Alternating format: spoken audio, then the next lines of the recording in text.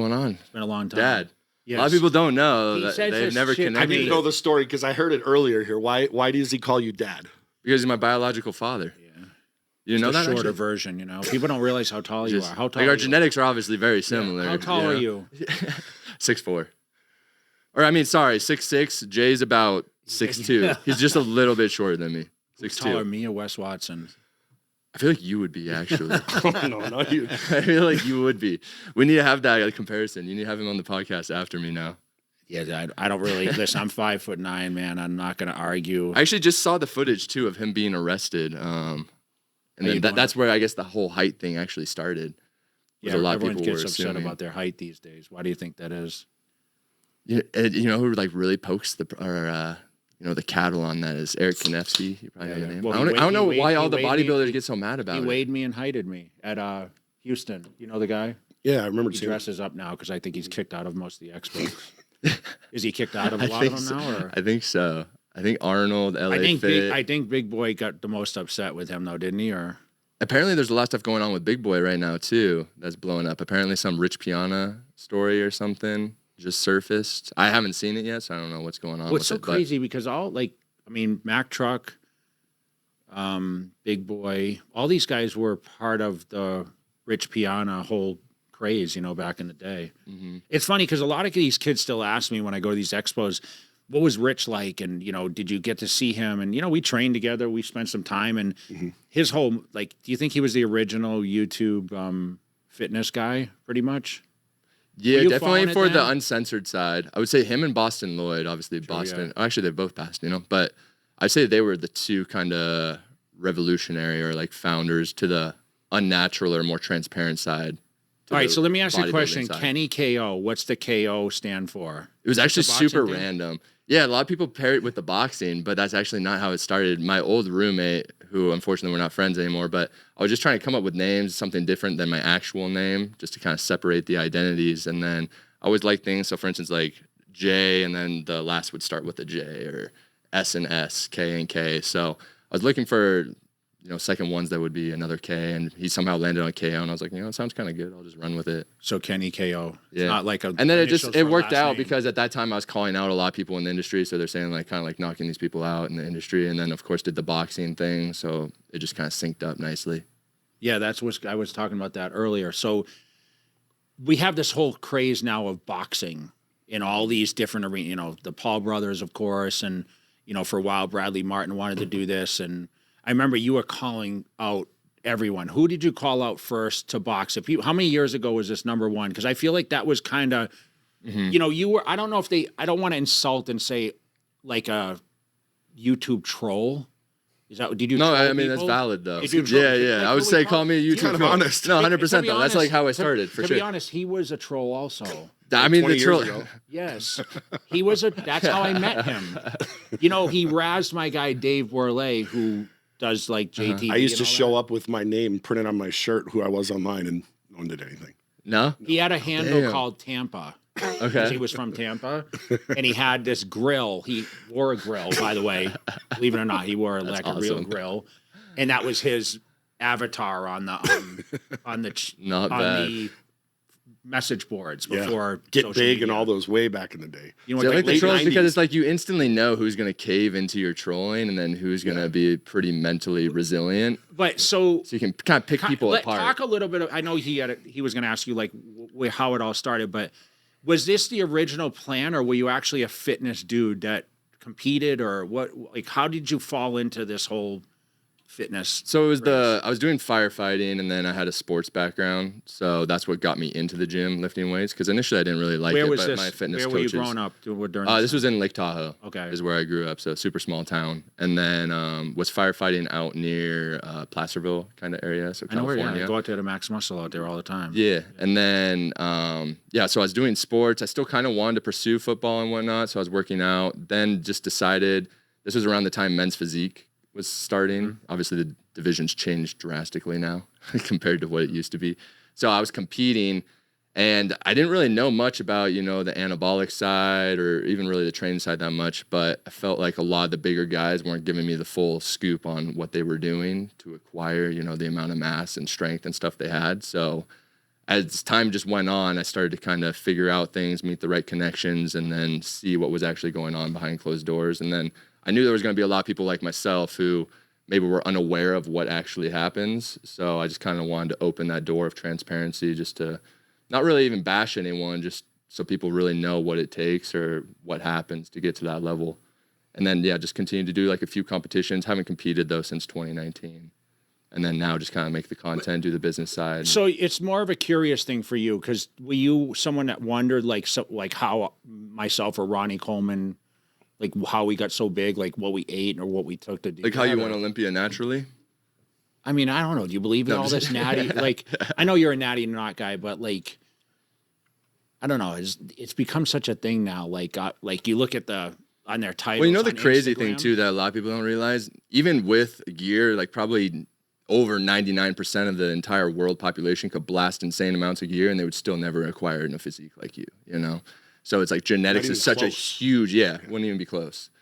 I know you probably think otherwise, but no, I mean, listen, though. I mean, you got to look, we're the best at what we did. I mean, Right. I made it to the Olympia elite. Like there's only so many that can actually win and be at that level. But at the same time, now you realize, so what I want people to, like that are listening or watching to say, like, it's good coming from you, because you're kind of like this guy to be like, you know, is there a difference between natural and enhanced? You know, you've seen the most enhanced people not even look good.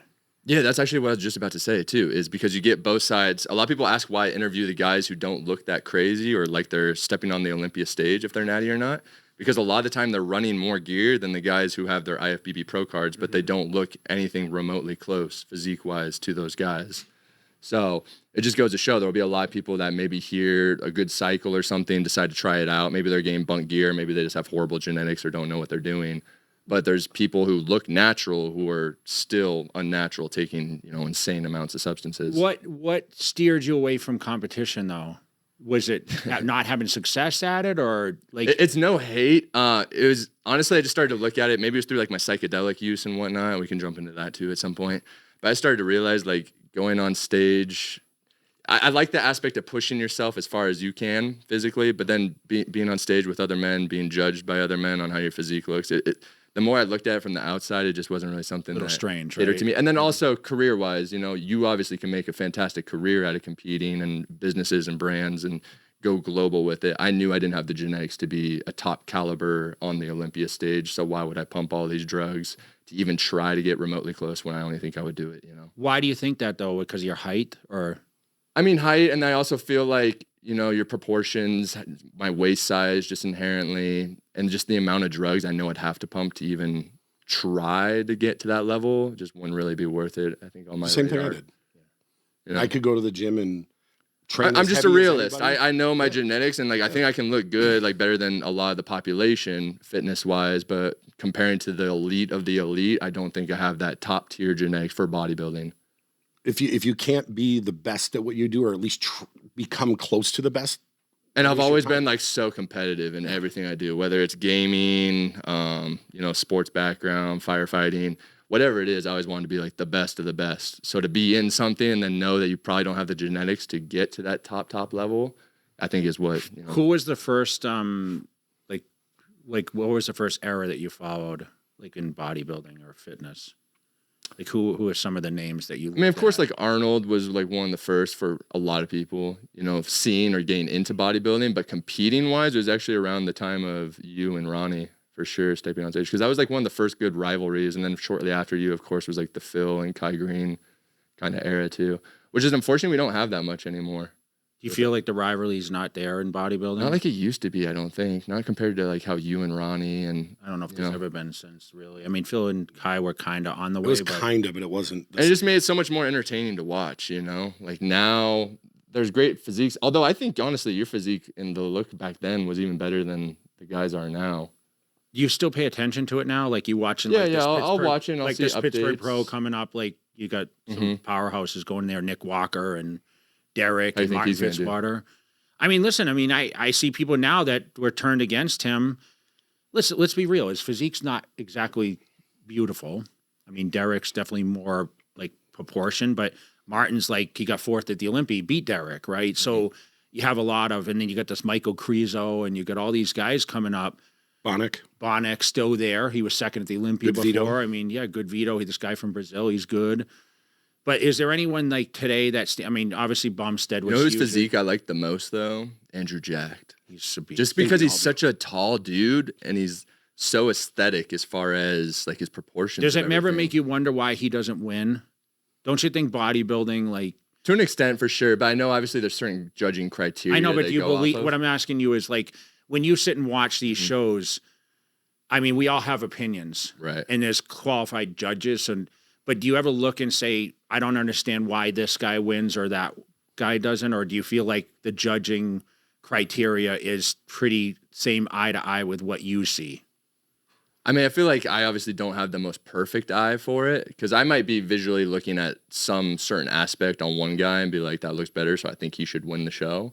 Because I think a lot of the time, too, there's going to be so neck and neck that it would be impossible, at least down to the scorecard of how to judge it, especially with bikini. That's the one where I'm like, I don't know how the hell these judges differentiate these girls of who looks better because... I've always said this. You can take first place and 15th place, and you can make an argument for the winner to be in 15th and 15th to win, and you're not wrong. And then now with this new division, too, the whole fit model one, I'm like, I don't know what they're looking for, but bikini, I don't know how the hell they judge that one. So, you know, you just mentioned Latina, like, that's yeah, your look. yeah, So, yeah, my so weakness. bikini probably doesn't do it for you, right? Wellness. It's just like, well, that's if too they're a big, it's too big, Latina, it's too if big. they're a Latina I know, but in they can't bikini, be. They can't preferably wellness, be. They though. can't be. Yes, but that's Yeah. are they like Shanique Grant? But not too far wellness. Shanique Grant you is know? doing wellness now, and Matt Caesar. She said she's looks unbelievable. ridiculous. Yeah? You know, she's switching because she's, but now she has to downsize. Because what's she the upper going to body. now? Wellness. Oh, and okay. So she quit. She's got the hamstrings, legs, glutes of the other girls, except she's 5'8", and her waist is even smaller than theirs.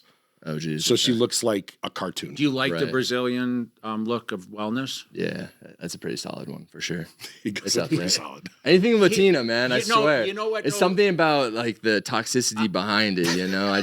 I want to be verbally He said abused that and I want he said to be it- physically He abused. said this would be a little controversial, so But then we can't have a Kenny Keogh podcast without some controversy in here. it's you the know? truth though. Now this we're is gonna what I get want. This is protested. what I'm looking for. No, yeah, so applications before are we get into accepted. that, so how did you transition? Like YouTube is popular.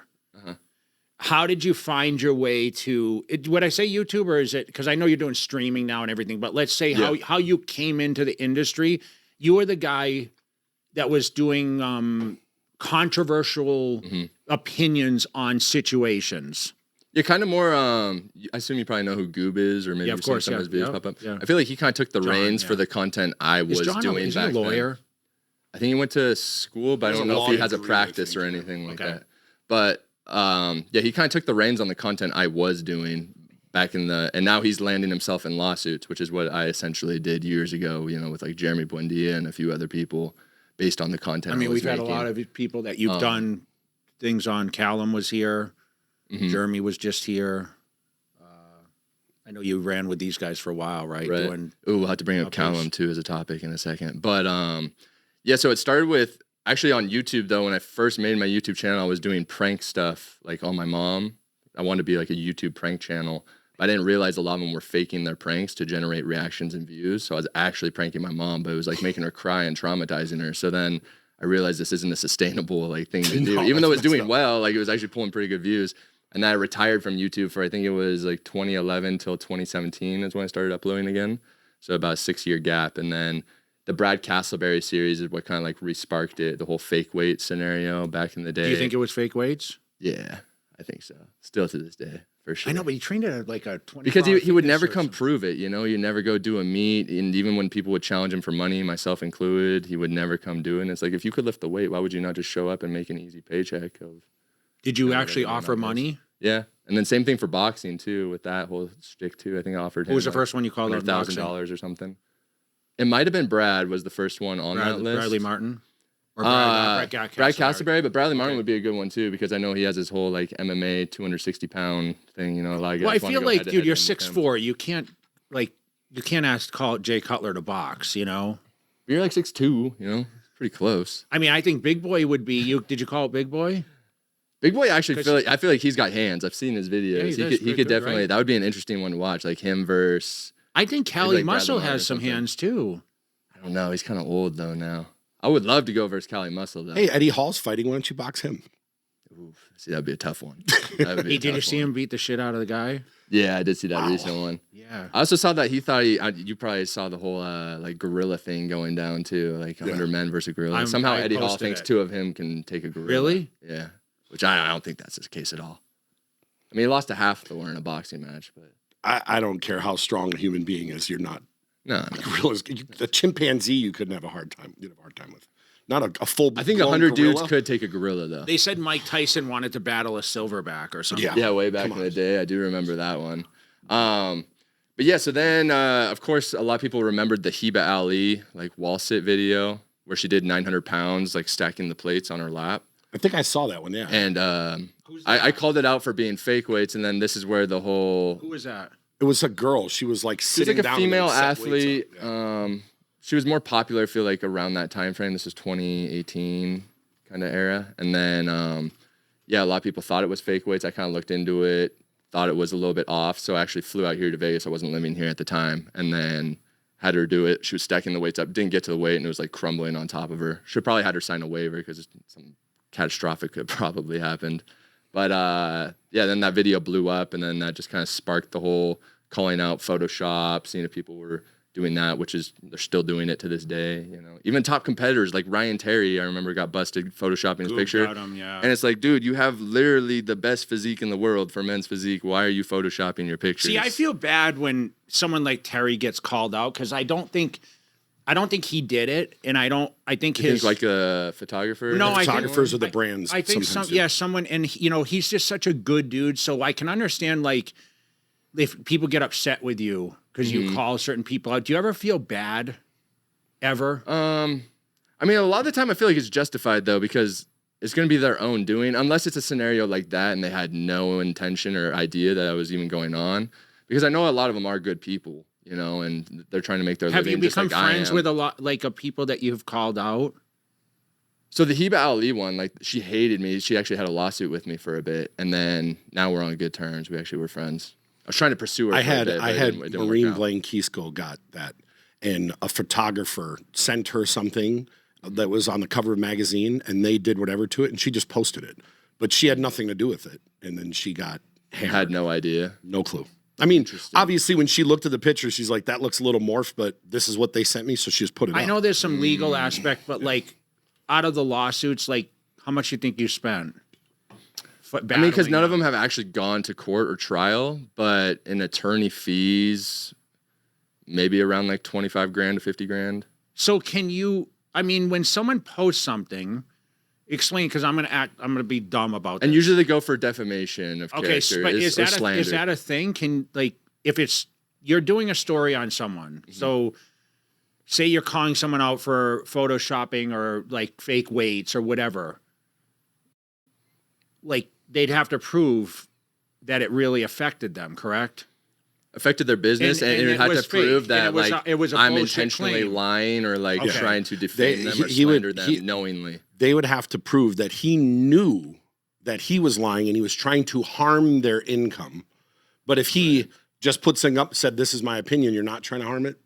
It's really Do you hard. have Because that was the definition. shitty part I learned about the whole legal process. And that's kind of why I started to steer away from the more controversial topics as of lately or in the last couple of years, is just because those lawsuits were so annoying and frivolous just for years on end paying attorney fees that it goes to essentially nothing because there's going to be, you know, reached in a settlement or something of we don't talk about each other. But anyone can sue anyone for anything. You know, it's like I could sue, you know, Matt, you. You could just sue anyone. someone for $1 million because Just- you don't like how they look. Yeah, and Yeah. it's almost a tactic to try and weigh someone down. So, for instance, in the past ones, it was to try and silence them because you know a lot of these people who are doing content creation probably aren't going to have the biggest income. So them paying attorney fees for years on end doesn't sound ideal. So it's trying to smother them in attorney fees to get them to like, I guess, remove content that you made on them because they're butthurt about what you said or what you posted. And then, you know, once you do it, if you don't, then that's usually why they drop this, you know, lawsuit in general, because they realize they don't want to go to court or trial with it because they'd probably end up losing it.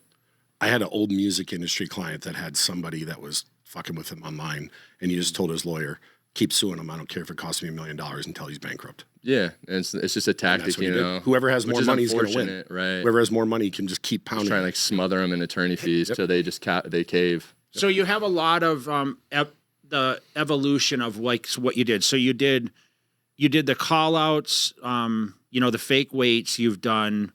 Obviously you do Natty or Not. You do like people getting in trouble kind of stuff, right? Mm-hmm. What like else? If there's big relevant stories, I've covered those in the past. Boxing, you did boxing, little fight, wanting to fight everybody. Right. I've done the boxing. I've also gone to the AVN, you know, convention. So the adult stars and whatnot, try and keep this monetized without saying certain words. Interviewing them, you know, on like preferences, that type of stuff, just diversifying the content. I've also done like some psychedelic content, and then recently gone to like streaming games because that's, you know, one of my hobbies or passions is just actual. You like the gameplay. raves too, right? Yeah, and that's where a lot of my fans I've noticed tend to be too. Is obviously in the gym. I'm sure a lot of people approach you and recognize you most in the gym, or probably everywhere for you. It's kind of funny. I used to go to Winter Music Conference every year, like back in like 08, 09, 10. And the guy that I was just with, I just did a place at DMV Iron. He's like, dude, the first time I saw you was at WMC. And I said, was I massive walking through there? Because I walked through that pool party and I was 300 pounds. And I was pretty in good shape. And people were like, their jaws were hitting the floor. Because, you know, every juice head's like standing there like looking jacked. And all of a sudden I walk through there and they're like, oh my God, like I can't compete. You know what's funny is we all start working out thinking we're going to get more attention from females. But it just don't. ultimately gives you more dudes. attention from dudes, yeah, who are admiring your physique for Most sure. women are turned off by it. Right, once you get to a certain point, right, except for the super hardcore like bodybuilding. What was your biggest though? Weight-wise? Yeah. I think I got up to around 260, 270.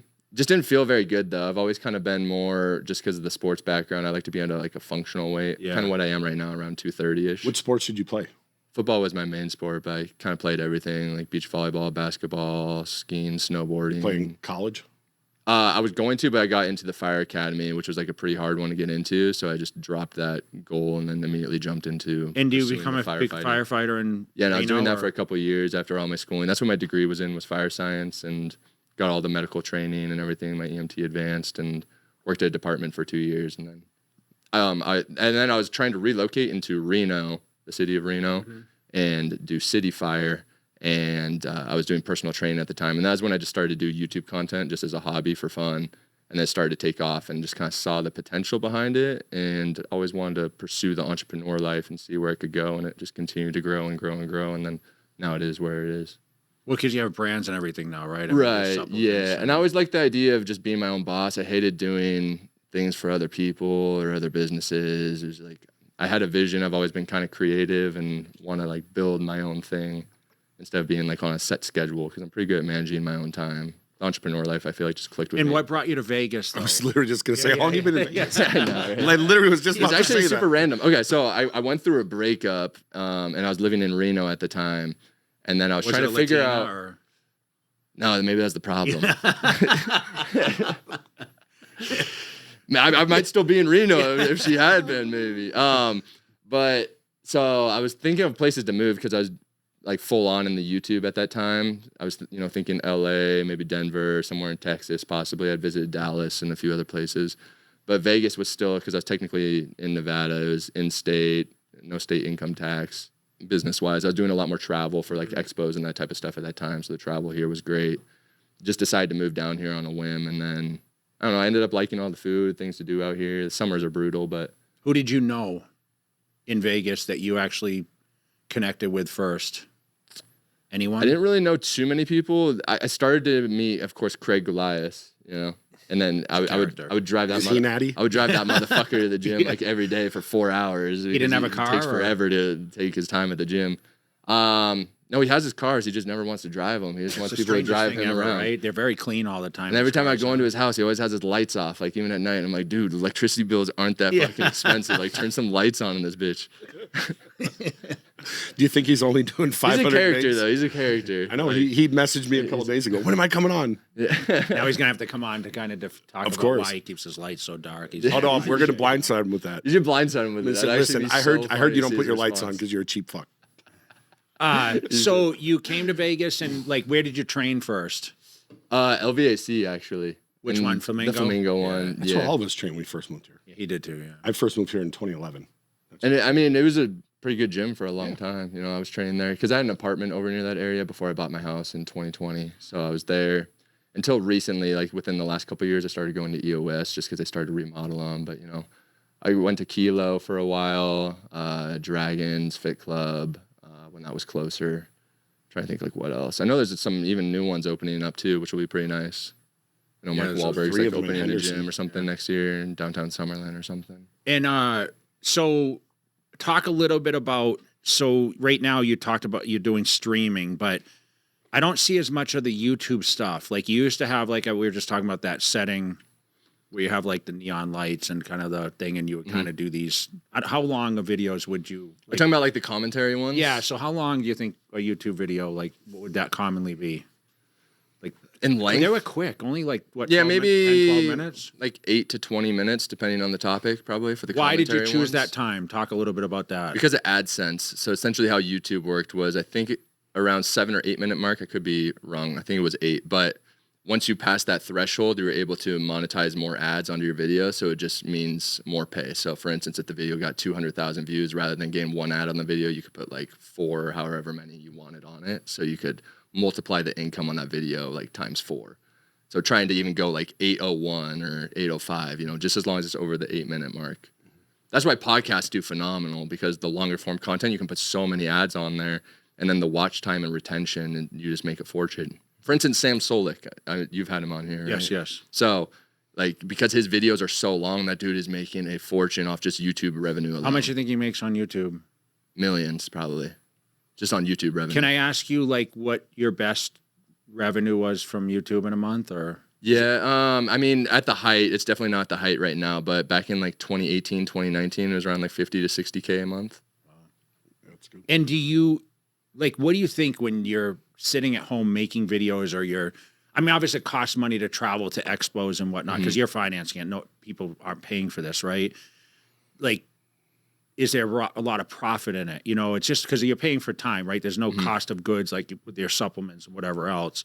So, like, is that the best revenue to make, or like, do you think now you could make that kind of money, or YouTube has gone down in AdSense? Honestly, I wish YouTube was like how it was in like the early 2000s when it first started. Those guys were making so much money before they kind of changed the layout of it. I think this was around 2013, 14 is when they made the swap, because those guys were making stupid money. Yeah, like, you think Christian Guzman was making a ridiculous. lot of money Oh, then? for sure. Yeah, definitely.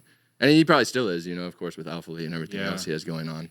But I could see it being profitable. Now the problem is it's so competitive. Everyone's doing content, you know, so it's a lot harder to stand out unless, you know, you're an like iconic figure. Or you're but like, pretty it's just entertaining to now watch. there's a lot of advertising. They say how do they determine like the AdSense? They say we want to be on this person's, or do they spread it out depending on what the demographic is?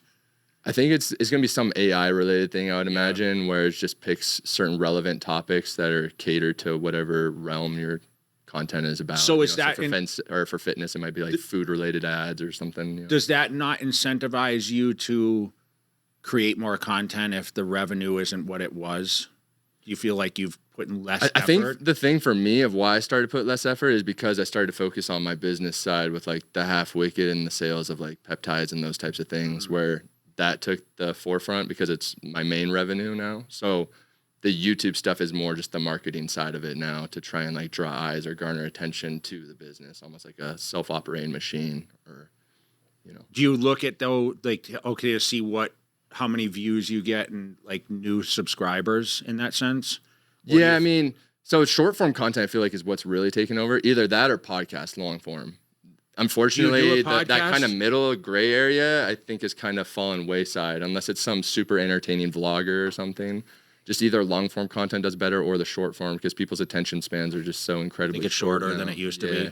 I mean, I have ADHD too, so I know, but don't you understand it. feel like you just said like there was less content back in 13? Now it's like you get there's bombarded from so every much direction. because there's so many platforms, right? So people are Right. making TikTok, or they're making Snapchat or this or that, and it all goes on to these platforms. Like we talk about YouTube Shorts all the time to get the gist of, hey, and maybe that interests them into the long form stuff, but it definitely affects the viewership, because like you said, Oh, like how does it affect your channel? Yeah. Like doing both? Yeah. I did kind of notice that my channel did start to almost lose the regular viewers when the short form stuff, when I started to go super heavy into that. But it was a weird trade-off because you're making less from the AdSense on the shorts, but you're getting more attention or views. So like you're getting more subscribers, but the problem is those subscribers from the shorts aren't watching your long form content, if that kind of makes sense. So It's like it's a balance you got to yeah, and I noticed that's why a lot of the creators, they'll do like separate channels, you know, like Mr. Beast. I don't even know how many fucking channels that dude has now, but one in like every country too. He's smart as hell. But he separates them, you know, he'll have like Mr. Beast shorts and then his regular Mr. Beast channel and diversify it all because I guess it probably does influence, you know, your overall viewers of Do you which look one they at come in on. do you look at people in the fitness space and see what like what people are doing ever, or Like for inspiration or not for, yeah, or just like for staying content updated ideas. with like how do you come up Content. with ideas? Like I feel like even at like this year's Fit Expo, you were you came up to me and you asked me what my preference of like what is steroids or something, right? right. But like has your whole concept kind of shifted a little bit? I mean, so what I did notice over the years, because I've been doing the whole natty or not shtick since, like I started, you know, 2017, 2018. And what I noticed is it's always going to be a relevant topic because there's always going to be one, people that lie about it. And then two, there's always going to be new people that are just getting into the gym or onto social media who have no idea what that topic even is. So it's almost like I get a new audience like every so often who isn't aware of this content. So it's almost like a forever topic with the natty or not one. The other ones, it's like I just try and think from a creative aspect where questions I would genuinely want to know. If I was to ask, for instance, you, and I know there's other people that probably relate to that and want, you know, those types of answers. So just kind of banking off that. But then also on social media, you know, myself included, we'll always pull inspiration from other creators of what does well or how we can maybe tweak this idea to do better, or something that, you know, a lot of people would want to see. Do you have like a memorable moment when you did a natty or not where you thought or confronted someone where you were just thought it was going to get real ugly? Right there Still on camera? one of the most fun ones was the Simian Panda one at LA Fit Expo. This remember that. was maybe 2019. I might be wrong on the year, but just because he was on the podium and I came up and asked him the question if he was natty or not. So he had to answer it in front of like an entire crowd. And then he went on to talk about how I'm a troll for a couple minutes, which was exactly what I wanted as a troll. I was like, yes, keep feeding it. Keep going, you know? So that was a good one. Haven't seen him in a while, but that's probably definitely. Like I think he's natural though. Do you actually? I do, yeah. Why? Just because he's been so consistent for so many years? Yeah, I just think because when you see him, Kenny, he's not that big. He's pretty stocky though, but maybe not like from. I get from your angle though. You know, you contest gotta remember, prep. like, listen, man, like people still say to me all the time, Like I mean, obviously not compared to this, you know. I know, but that's heavily enhanced. Right. That's 20 years of heavily Yeah. enhanced. So, I mean, this is like, I know what I look like now, and people still come up to me and say, you're pretty big. And honestly, I take basically nothing. You know what I mean? I'm not natural, but Just what, like I TRT? see, yeah, I take it, but real TRT, like, Right. like Not TRT supervision, plus. my last blood test, I mean, 426 or something was my total testosterone, whatever. Oh, really? Yeah, but it's not is low. Yeah. which is low, but it's also now that I own a clinic, I understand that it doesn't matter what your total is. It depends how you feel, right? Everyone's going to exactly. have a range. So when we have Milos on here and say you have to be over 1,000, it doesn't. That If you really, feel the same at 1,000 versus 400, Yeah. why would you want to? I'm actually so glad you brought that up because there's so many people who think the same thing. They want the higher number. But what I've noticed even through my recent It's your lab free work is I was at like testosterone. 1,300 or something, which was too high because what's happening is I'm having too much conversion to estrogen. So my estrogen level was spiked into like the 80s. And ultimately, you know, I want to bring that down. So I backed off on my dosage. But a lot of people just don't realize it's ultimately how you feel. Yeah, if it's like Yeah, and 400, 500, whatever. and it may everyone's be. genetic makeup is different, right? But what I think when I look at Simeon, I just like he always looks great. I mean, he is. I think he's 40. Is he over 40 now, or he's close to? It's probably right? close to, I'd imagine. Maybe like upper 30s. But I feel like he kind of always looks the same. Although Mike O'Hearn kind of always looks the same, or at least he does on Instagram. Like meaning, but Ooh, I do you feel like think Michael Hearn's natty? no. I think that I think Michael Hearn has enhanced before, but I feel like he doesn't take stuff now. but I feel like there was times when he did or not. So I feel like those people can't necessarily say, I know like NPC, it's like you have to be natural for 2 years, right? Before you can compete naturally. In the NPC? I think so. They have like a natural.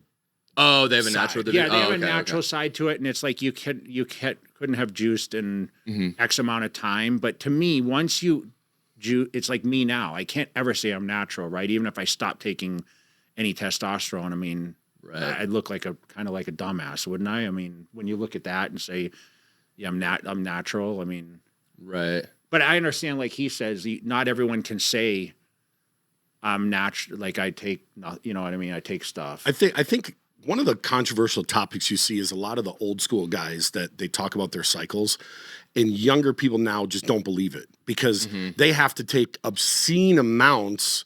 But there's so many variables. Their food isn't as good as it once was. The training, the guys don't train as hard as they used to. Equipment's different. Back then, they only use free weights. Now they have all these different machines. And back then, like when I first got around in the 90s, there was no such thing as underground anything. It all came from real labs. So you could take a certain amount to where now guys take 5 times that amount and they get less results. Right. So there's a lot of variables there. So have you ever talked to someone about their cycle and thought they were full of shit what they were taking? Well, when they say what they're taking, I usually know it's probably going to be bunk based on their look if it's some crazy cycle. Just because I've seen it so many times. You know, I've been, you know, around a lot of these guys who do the manufacturing. I see them making it like in their sinks or in their bathtubs and, you know, the behind the scenes. And then even myself, when I was doing like the underground stuff, when I was competing, you know, I got some gnarly infections in my quad, my shoulders, where it was pretty bad and definitely not worth. And that's why I stay away from like anything that's underground. I haven't touched anything since 2019 other than TRT.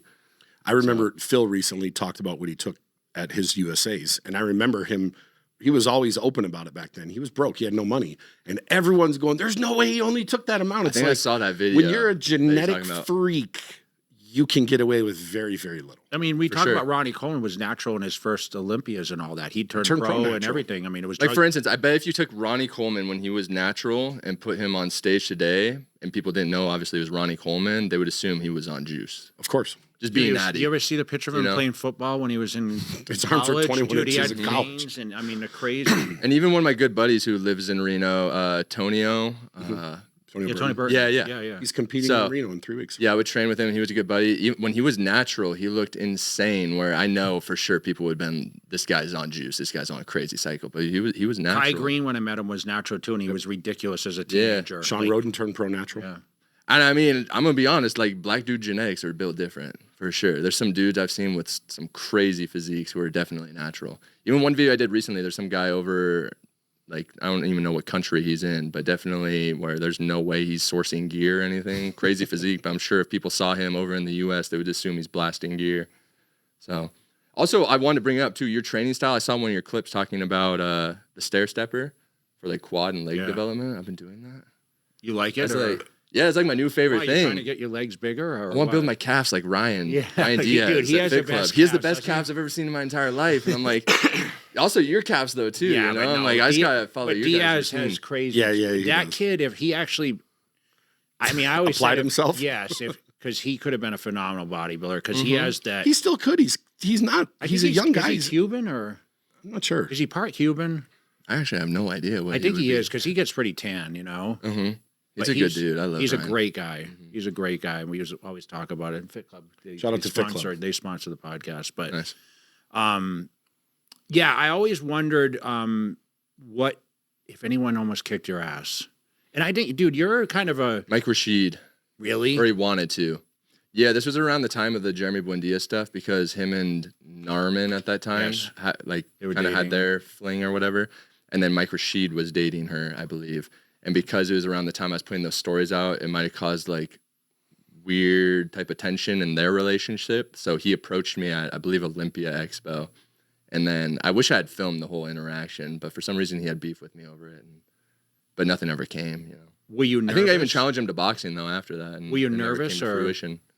No, because I've never really been like that. I know I can stand my ground, and a lot of these guys usually don't intimidate me. And then a lot of the guys that usually have beef with me too, when they do approach me, I don't think they expect me to be the size I am because they see me doing the commentary videos, you know, sitting in a chair. Yeah. So they think I'm going to be like this pushover dude, but you're like a nice guy. I mean, when people meet you, like it's not like you walk around and you act arrogant and stuff like that. I mean, we even did a training. Like we did a training thing. Yeah. How many years? That was years ago, right? We did Yeah, a couple years ago, probably now. But you don't do that anymore, like the collabs and that kind of thing, or I mean, you only did a few? I mean, as you know, your schedule is probably so crazy with like planning those out, traveling to do those, the time filming. I just feel like I have so few hours right now in a day that it's hard to go. Are you streaming a lot now? And then the streaming too. Yeah, that's taking up How like much a couple time? hours How much a day. time? 2 hours? You Yeah, do? usually like 2 to 3 hours. Do you have a a day. time that you usually do it, or?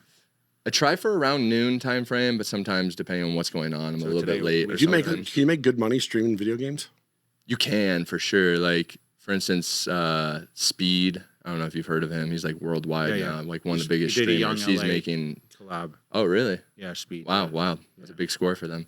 Yeah, he makes a fortune. There was some big XQC, gamer that was next to us at the UFC. Yeah, Or, I mean, at told the Kenny FIBO. I told Kenny about him, some blonde guy, but he didn't know. Yeah, He a showed me. lot of them are just crazy. Yeah. There's another one called XQC, and he's probably billionaire, I'd imagine. So people sit and pay money to watch people play I mean, games. almost like YouTube. So you get paid for watch time or retention. So the amount of people that are watching, you they'll pretty get good? ads and stuff on there. And then, of course, you have like donations, sponsorships. Are you pretty good, or? all that type of stuff? I mean, I just got into the streaming stuff maybe 2 months ago. So how do you So it's set it growing. up? Like do you have a room and you have the chair and all that, and you kind of just set up your cameras the same way that you? Yeah, set up a basically, so like, studio? because I've always been a PC gamer, so just where I game at, I have a webcam, and then you have Streamlabs, which is a streaming service. You just connect it to there. You can go live on multiple platforms, so I'm streaming on YouTube, Kick, and Twitch currently.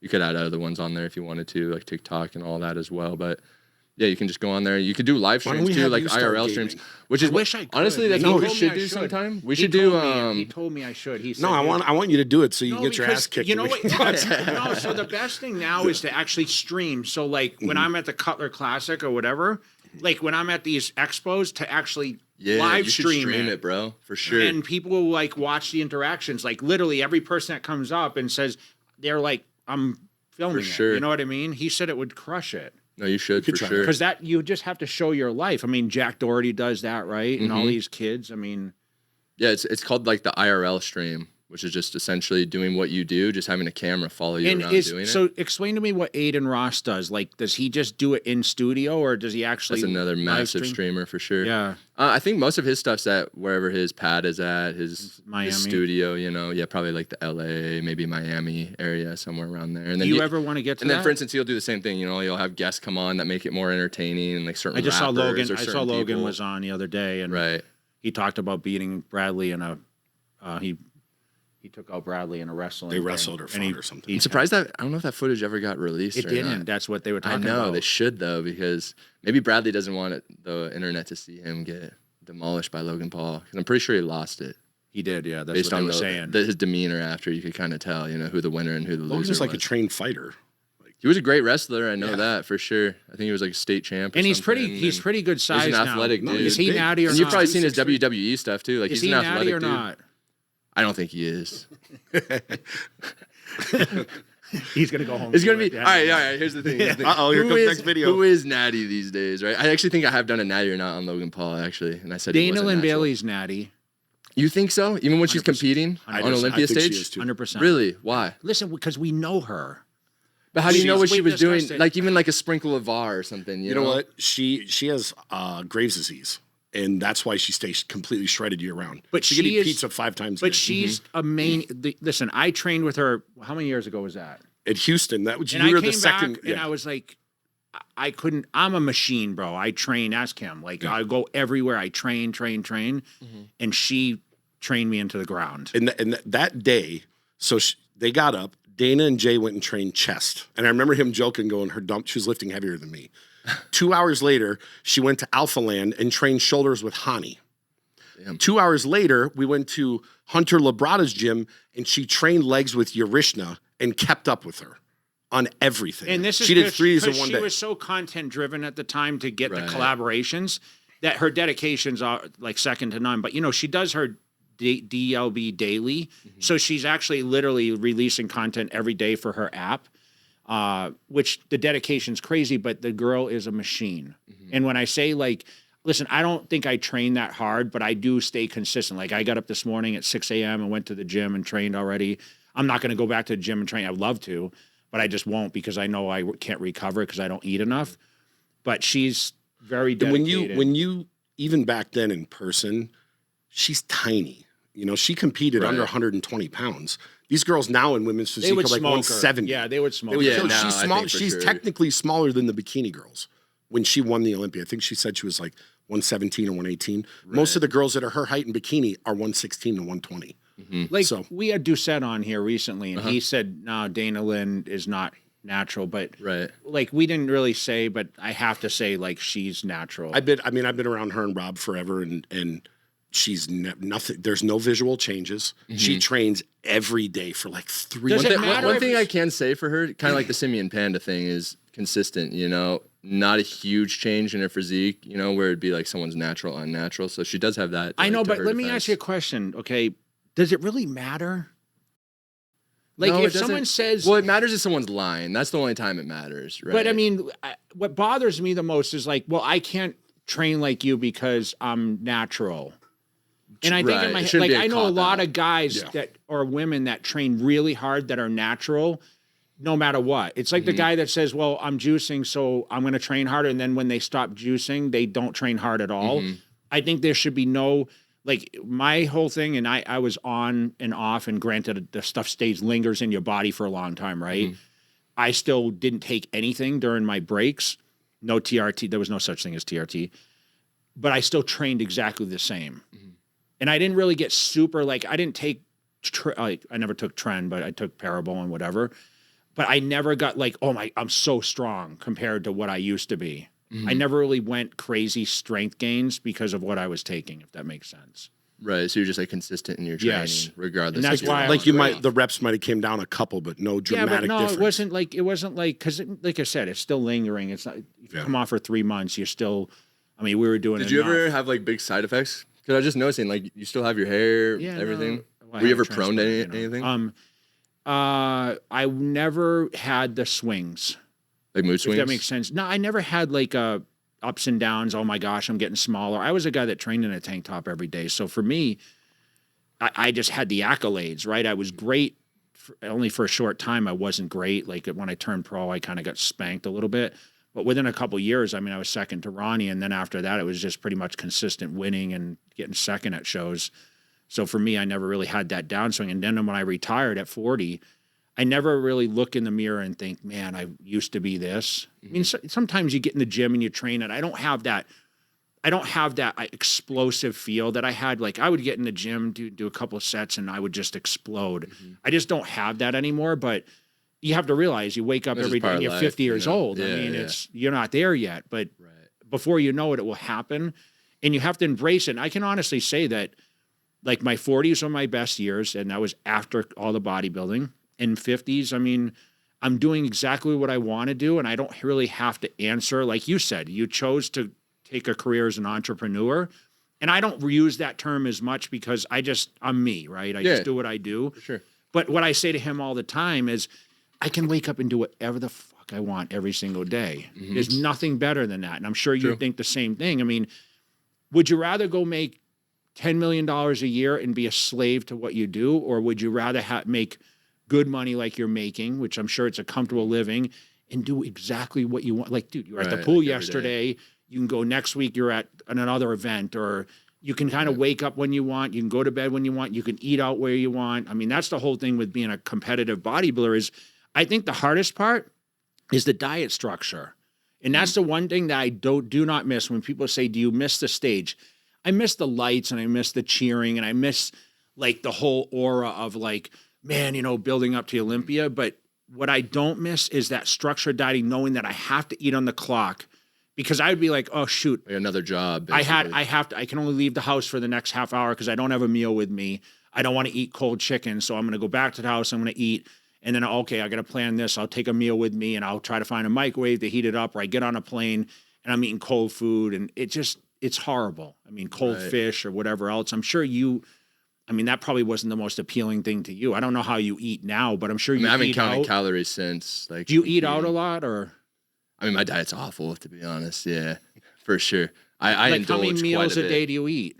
It's actually really random. Like it's so unstructured where it could be a lot better. I rely on my genetics heavily. Do you train every day or? 5 days, 4 or 5 days a week, I would say.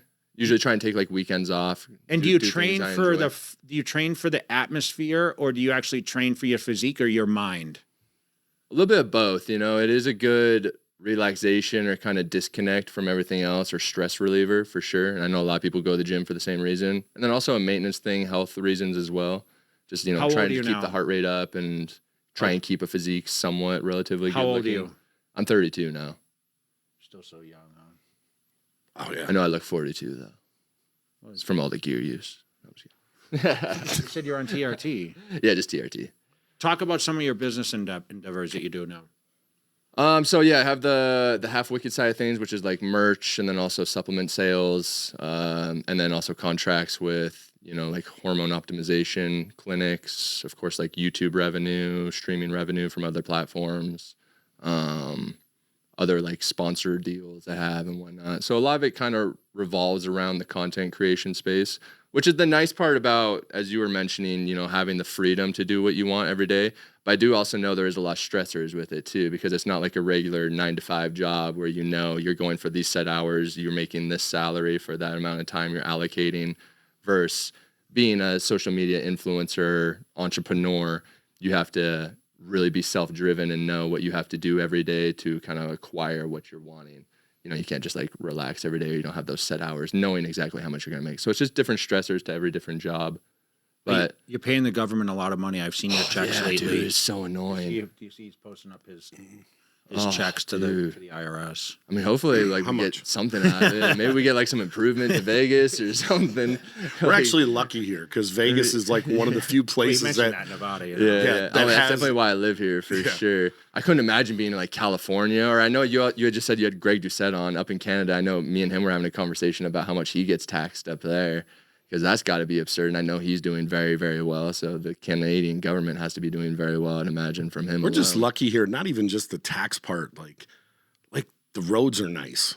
You go travel around the country. The traffic, you hit potholes and rims get destroyed. Like for the most part, the roads here are nice and they're maintained. That's also why there's not not garbage all over the streets. LA though too. The traffic every time I'm out there for like LA Fit Expo, I couldn't do that every day. There's no way. The nice part about Vegas, you get the city, you get like good food, great gym culture now, and I feel like it's continuing to grow.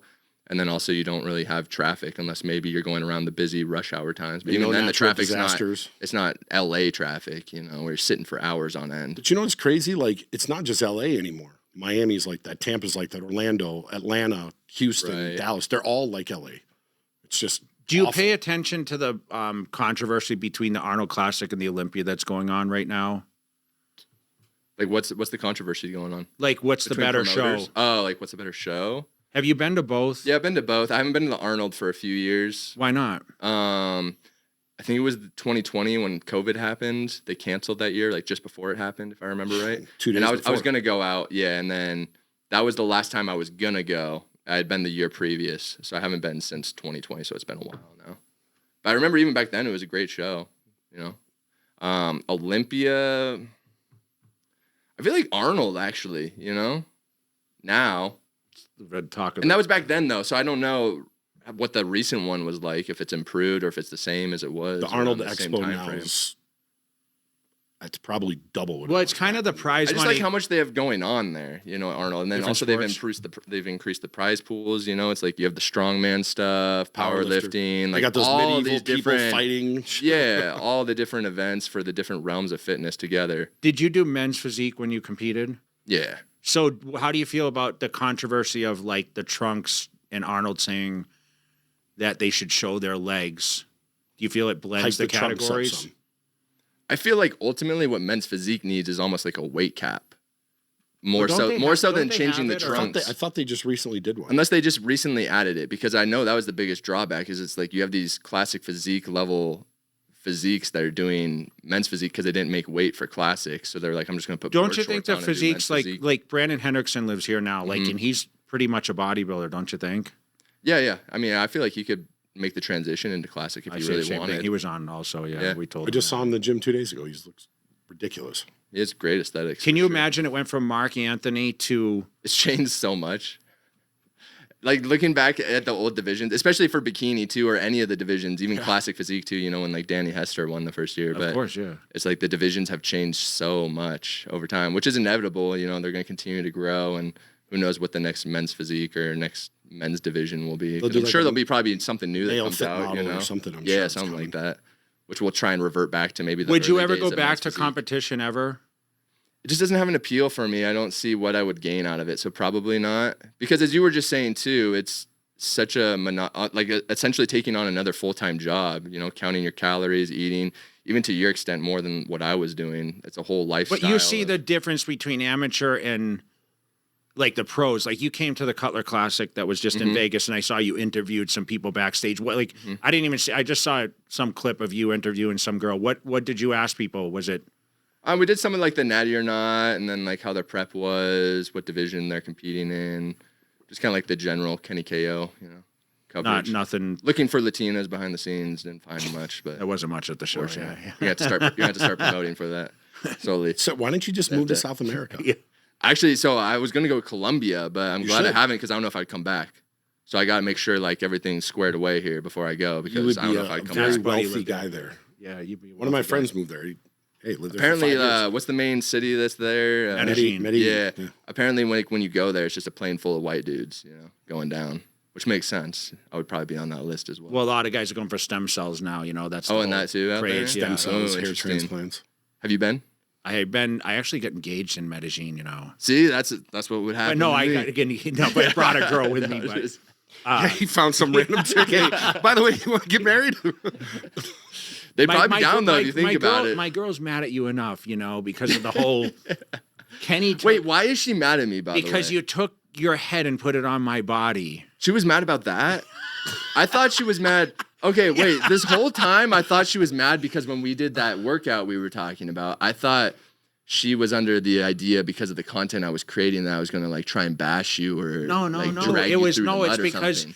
So it's because I put my face over yours? Yeah. So what was that? What did he do? I don't remember. Yeah. I remember I did this was like years ago, but I did like big printouts of my face and And then it was at on Fit my body. Club, yeah, and then I wanted to like put it over your body just to like see how it looked and ended up leaving it up there and then that's what she's mad about? I guess, you know. Which I'm trying to cause. I told her I was coming here. I mean, if she's watching this, she should know it was out of no, and admiration. I said, you know, we're doing Kenny KO. She's like, yeah, that guy. And I Fuck said, that guy. I said, For I sure said, no, she I said said, that. listen, it's, you know, she said, well, you know, I'm still mad about it or something. No way. Yes. You're an Wait, what's her Angie. ethnicity? She's Puerto Rican. Okay, so she got the spicy side. Okay.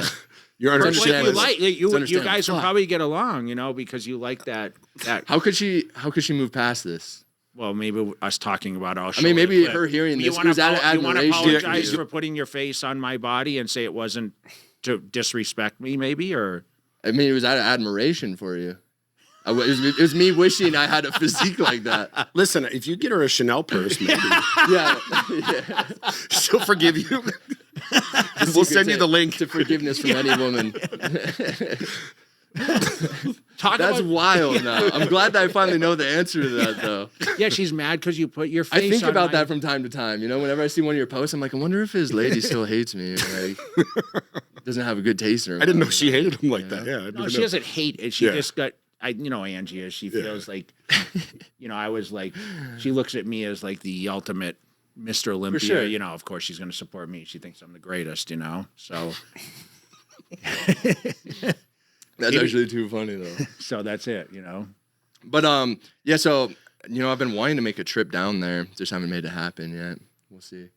Also because I mean, I do partake in a lot of the recreational fun stuff, and I know there's a lot of You that should good, go to Peru. good stuff down there too. Do you ever? Why don't you have go you to done? Peru? That'd be Have a you good done spot, too. ayahuasca or? Yeah, I haven't yet. I've been saving that because I have experience with a lot of the psychedelics, but I was kind you of think saving it- that for you the think absolute pinnacle. Do you think the psychedelics are great mind? They help with clarity and. For the right people, I would say. But it's hard to know if you're the right person without trial and error, right? Because I've seen a lot of people who think they're the most mentally stable try them, but they might not know mentally they have something undiagnosed or that they're not aware of, and it kind of brings it to the forefront. Like, I don't know if you remember with the whole Connor Murphy scenario Yeah. years ago, or who he is. Explain to him what though. So he was like a fitness creator, would take his shirt off for like reactions, like with girls and whatnot, pull their numbers, and just standard dude doing very well on YouTube. Decided to dabble into the DMT pretty actively and essentially lost his mind. Like he went on these long rants on social media. People were worried about his well-being. He was talking about drinking other dudes' semen and stuff for extra protein. Kind of like crazy off the wall stuff for him. And it was like maybe he had something undiagnosed they didn't know about mentally, and that kind of brought it to the forefront. Yeah. It seems like he's more back to himself now, maybe still a little bit off of how people perceived him. But I've also seen it happen to a couple other friends as well, where it's almost a psychosis. So you go like into. mushrooms because you just talked about your dad eating a whole mushroom bar. Yeah, I don't know how he's okay, because I did. Yes. So I have these mushroom bars. They're chocolate bars, and there's 15 pieces in a bar. I've had 7, and I was in another dimension, right? Like talking to higher beings about the meaning of life, all this stuff. I've had friends that did 1 or 2 pieces, same thing, like still a very hard trip. My dad found one of the bars I gave my sister in a fridge at her house, and he just had like the munchies that night. Decided to eat the whole chocolate bar. It didn't taste off to him. And then he started to feel a little funky, so he went to bed, and then apparently he woke up in the middle of the night, and he was like, he had his socks on his hands, and he said the carpet looked like almost the movie Gladiator with the big, grass like blowing in the wind, and then some other crazy shit took place. But yeah, that was 15 pieces, and 7 was a heroic dose, and I'm pretty, high on the tolerance So you like scale. mushrooms or? Yes and no. I mean, I love the feeling of mushrooms. I just don't like the way it makes my stomach feel, on the come up. Makes me feel nauseous. I'm more a fan of LSD or acid, and then a lot of the other psychedelics too. I've never done a experimented recreational with. drug. But it kind of draws back to the point of it just depends on the person, trial and error. I think it can have you almost have an ego death, or you can view things in a different way or a different light that you may have never thought about. Yeah, tell me what positive, like something positive that came out of that for you and why you did it. Why did you make the choice? Did someone encourage you, or did you read about it? Did you see Joe Rogan talk about, because he talks about DMT and all this all the time, right? Because there's so much now talk of all these things. And I mean, LSD, like we always viewed LSD as like, oh my gosh, like people go on a bad trip and jump out a window and stuff like that. You know what I mean? But now they're talking about the effects of like, it brings a lot of clarity to people and like positive. The microdosing. Yeah. Right. So why did you do it? Who encouraged you? And then like, what has come of it? Well, there was a Latina that went. No, I'm just kidding. Wait, so you said you've never tried anything, right? Recreational? So Matt? he wouldn't know what mind altering Nothing? is. Yeah. Have you ever tried anything? I've tried You don't have to say if you don't mushrooms. want, Yeah, I've tried mushrooms. I've marijuana. Uh-huh. I'd never done cocaine or anything like that, but Like when you did mushrooms, was it a pretty decent amount? I don't feel. microdose? No, I did the bars, and I actually got sick one time, and then like you said, this nauseous thing. But to me, I didn't feel like crazy, if that makes sense. Right. So it didn't make you view anything. No, like I wasn't seeing stuff because I wouldn't want to see any. I wouldn't want to visuals. be like, oh my God, I'm seeing like things move Right. around and stuff. That would freak me out because I have to be in control, you know? Okay. I would do ayahuasca though. And that's ultimately what it boils down to. If people are afraid to lose control, probably not the thing. Yeah, for I'm a them. Same thing control with freak. ketamine. The ones that are disassociative Yeah. or make you lose control temporarily. Probably not the best for those types of people. But like the best thing that came out of it for me was I was touching on the ego death. So it just has you view yourself from an outside perspective of like certain things you do that may be like toxic to your life or other people's life, and open up like pathways in the brain. I think it made me a more creative individual as well, just because of the way I'm able to view things differently and have a new appreciation for everything around me. Even just the little things too. So it could be beneficial for some people, also detrimental. It just really depends on the person. And the reason I got into it though is I've just been an idiot my entire life. So back when I was like 15, 16, I was already experimenting with like, Molly, acid, a lot of crazy shit back How then. was that even. available though? I mean, that's the thing. That was underground back then for Yeah. sure. Now I would say it's a lot easier to acquire a lot of this stuff than it used to be. But you go to these raves, and this is when you do this, or do you just?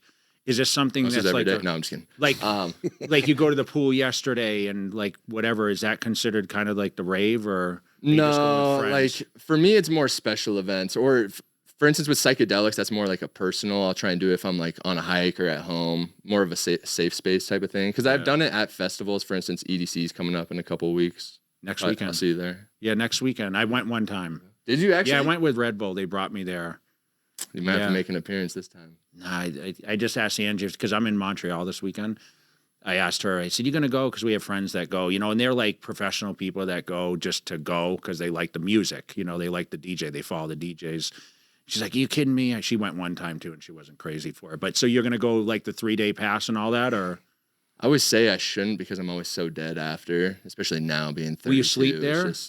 No, I mean, I have friends that do the camping. I usually just make the drive back to my house because it's just You a sit in that nightmare. traffic, bro, or? Yeah, the traffic's fucking Just brutal. take the helicopter.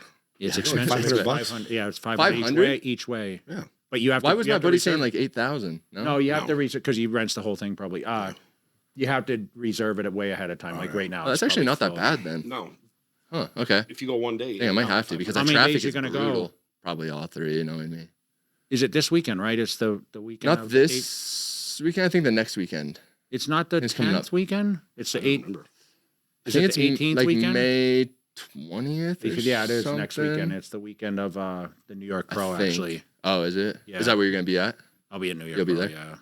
But yeah, so like I've tried psychedelics at EDC and bigger festivals like that, but just being around that many people, May 16th especially or when you're 18th. tripping hard too, sometimes it can be an overwhelming feeling. Okay. And then like I've been to EDC so many times, I know my bearings of where I'm at, but when you're under the effects of acid, I had no idea where I was lost. Like there was one trip where my girlfriend at the time, who was a Latina, she was like turning into an avatar. Her skin was like changing colors, and there was all sorts of crazy shit. I had no idea where the fuck I was. Does that sound fun to you, or No.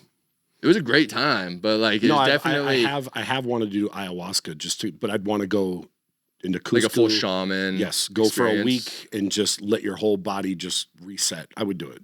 Yeah, That's probably the only thing. I think 'Cause there's a Dorian purpose. Yates did that. Yeah, he's done it numerous times. I'm pretty sure Bradley Martin did that too, fairly recent. I would think only within the go to last like couple one of the years. families that's been doing it for 1,000 years, like Mhm. like the legit ones. That's how I want to do it too when I do DMT. I've had a couple friends I've that been have waiting done for it. that. Yeah. And then it's like I feel like you could learn a lot about About yourself. and release a lot of stuff, because I know also it's really popular too for ketamine therapy, that type of stuff now, for people with like PTSD, overcoming a lot of like past traumas, because it brings it to the forefront. So, but you obviously have to pair that with someone that's experienced in therapy. So it's like they'll give you a little microdose of ketamine or whatever it is. My or friend that Molly. My friend that went said, "Don't go with anyone you know." To EDC? No, to like Cusco. Oh, okay. Because some shit might come out of you. You don't want anyone to know. That's what they said. Yeah. They Stuff said you've some had deep bottled shit. in for sure. Yeah, there 100%. could be some deep shit from when you were a year old that you never knew happened, and it'll come Right. out. Damn. So, yeah. See, that's exactly how I want to do it. Yeah. Because I don't know if you remember too, back in the day at smoke shops, it was like you could buy salvia over the counter or I don't know like what that bath is. salts and stuff. Oh, okay, yeah. Yeah, that guy ate the guy's face off. In Yeah, you could just buy Florida. that at like smoke shops back when I was in high school. Did you ever? in Did that you? time Were you frame. around when they had Renutrient? GHB. Renutrient was GHB, Oh, but you okay. could buy it in GNC. I don't think he No even knows way. what- Really? You know what GHB is, or Yeah, I've done GHB. Renutrient was a light version of GHB, and you'd get it at And you GNC. just buy that at And you would GNC? drink it, No, I had and no it would idea. make you feel drunk, or it'd help you sleep and release growth hormone. But as soon as you drank orange juice, it would instantly get rid of the effects instantly. But you could just go buy it in GNC. Those are the days I missed GNC with like the old pre-workouts, jacked and crazed, that had amphetamines and all sorts of crazy shit in it. Which, by the way, Cutler Nutrition, Yeah. great pickup. You don't want to know what's in this bottle. let me. What other questions do you have? Do you have any? I want to ask you about today's bodybuilding because Mm-hmm. do you follow it? Yeah, I mean, not as heavy as a lot You of just people that are mentioned like Andrew- immersed in the sport, but I do know a lot of the competitors, and I've witnessed a lot of the shows and watched the highlights. Like for instance, I saw Sam Solik, of course, compete, and a lot of the like main guys, or Will Tenney, he just competed in his like natural show. You don't even know what that is, do you? Yeah. Bigger like YouTuber. See, so you He's follow like a some of natural the, competitor. You follow more of the social aspect than you do the actual. A little bit of both. What do you think? What do you think the pro like C-Bum is an anomaly, right? He Mm-hmm. kind of. Do you feel like he's a crossbreed between a social media guy and a bodybuilder? Do you feel like what could bodybuilders do to be better and more relevant and more known? what he did or what you is do. it the personality? Yeah, it's just basically doing more social media work, like posting more, even just data in the life type of stuff. What I noticed is a lot of these guys who I've always been hounding since day one was Keon. because I was like, dude, you need to be posting all the time. He's going to be Mr. Olympia, like the Open at some point. You realize that, right? Because he's 212 See, he now. told me he's not, that he's going to try and stick out 212, but Eventually, who knows? he'll Maybe overgrow. inevitably he's going to outgrow it. I mean, Yeah. dude, Derek Lunsford, Hottie, they're all 212 guys, you know? So William Bonnick. I remember I was telling him years ago, like, bro, just post as much content as possible. I know you're going to be definitely like one of the top caliber He's a freak, athletes. though, right? And it's like when you already have that going for you, like capitalize on the momentum of what you have, which is a great thing that C-Bum did. Was he knew at the height, he just started to like pump out content, and people, of course, when they're seeing one of the best physiques in the world, they want to see what they're doing all the time. And then now C-Bum has a career outside of bodybuilding, which is just content creation. So it's almost a fallback.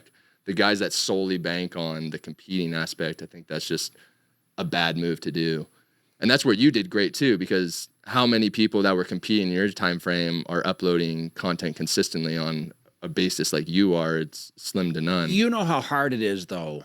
For sure. I mean, like you said, you just talked about, well, I'm more creative, and you got to come up with, you kind of have to reinvent yourself if you're not, like, I'm not on the stage anymore. So yes, I have a name, and I think I'm always going to have a certain people that follow me because of what I do. But it's like, I'm trying to go now between a podcast, and I do the personal appearances, right? But I still do the bodybuilding stuff, and I talk about nutrition, and, you know, you have to work in, if you have a bunch of brands or if you endorse certain things, you have to have things that you believe in too. And it's like with us, that's what's nice about, like I said, being my age and who I am, is I can kind of pick and choose. And he presents a lot of things, you know, like saying, hey, this company reached out, or we have this expo where we can travel to this event. And it's like, man, I'm like, some places I want to go and some I don't, you know, like we just got back from Germany and the FIBO, which is the biggest fitness event in the world. That I would suggest, if you could experience it once, to go. Have you ever been?